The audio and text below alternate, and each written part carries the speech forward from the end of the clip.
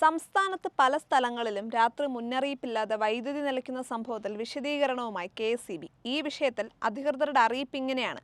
പ്രിയ ഉപഭോക്താക്കളെ, രാത്രികാലങ്ങളിൽ ഉണ്ടാകുന്ന അപ്രഖ്യാപിത ലോഡ് നിയന്ത്രണം സെക്ഷൻ ഓഫീസുകളിൽ പൊതുജനങ്ങളും ജീവനക്കാരും തമ്മിൽ വലിയ സംഘർഷങ്ങൾ ഉണ്ടാക്കുന്നതിന്റെ വെളിച്ചത്തിൽ എന്തുകൊണ്ട് ലോഡ് നിയന്ത്രണം ആവശ്യമായി വരുന്നു എന്നതിനെക്കുറിച്ച് ചെറിയ വിവരണമാണിത്. നിങ്ങളുടെ പ്രയാസം ഞങ്ങൾ മനസ്സിലാക്കുന്നു. ജനങ്ങൾ നേരിട്ട് സംവദിക്കുന്നത് സെക്ഷൻ ഓഫീസുമായാണ്. എന്നാൽ കെ.എസ്.ഇ.ബിയിൽ ജനറേഷൻ, ട്രാൻസ്മിഷൻ, ഡിസ്ട്രിബ്യൂഷൻ എന്നിങ്ങനെ 3 വിഭാഗമുണ്ട്. അനിയന്ത്രിതമായ ചൂട് കാരണം ഈ വർഷം ബോർഡ് പ്രതീക്ഷിച്ചതിലും 25% ലോഡ് വർധനയാണ് ഉണ്ടായിരിക്കുന്നത്. ഇത് നിലവിലെ ലൈനുകൾക്ക് താങ്ങാൻ കഴിയാതെ വരുന്ന സാഹചര്യമാണ് ഉണ്ടായിട്ടുള്ളത്. നമ്മുടെ ട്രാൻസ്ഫോമറുകളിലേക്കുള്ള വൈദ്യുതി എത്തുന്നത് സബ്സ്റ്റേഷനുകളിൽ നിന്നാണ്. ഇത് ട്രാൻസ്മിഷൻ വിങ്ങിന് കീഴിലാണ്. സബ്സ്റ്റേഷനുകളിലേക്ക് വരുന്ന ലൈനിൽ ഓവർലോഡ് വരുന്ന സമയങ്ങളിലാണ് 15 മിനിറ്റ് നിയന്ത്രണം ഓരോ സബ്സ്റ്റേഷനിലെയും ഓരോ 11 kV ഫീഡറിലും വരുത്തുന്നത്.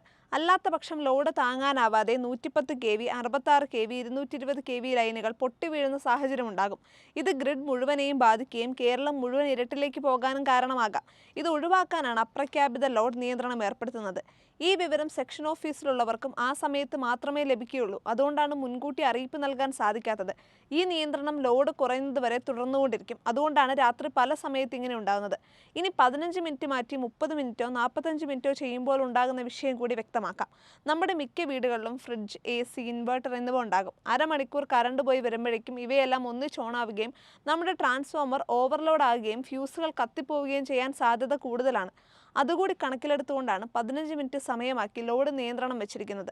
സോളാർ വന്നതോടുകൂടി നിയന്ത്രണമില്ലാതെ ചിലരെങ്കിലും രാത്രികാലങ്ങളിൽ ഉപയോഗിക്കുന്നു. നമ്മളെല്ലാവരും സ്വയം ഉപയോഗത്തിൽ നിയന്ത്രണം കൊണ്ടുവന്നാൽ ഒരു പരിധിവരെ ഈ പ്രശ്നത്തിന് പരിഹാരമാകും. രാത്രികാലങ്ങളിൽ, അതായത് വൈകുന്നേരം 6 മുതൽ രാത്രി 12 വരെ അനാവശ്യ ലൈറ്റുകൾ ഓഫാക്കുക, ഇലക്ട്രിക് വാഹനങ്ങൾ ചാർജ് ചെയ്യാതിരിക്കുക, മോട്ടോർ പ്രവർത്തിപ്പിക്കാതിരിക്കുക, ഫ്രിഡ്ജ് ഓഫ് ചെയ്യുക എന്നിവ ചെയ്ത് സഹകരിച്ചാൽ വലിയ മാറ്റമുണ്ടാകും.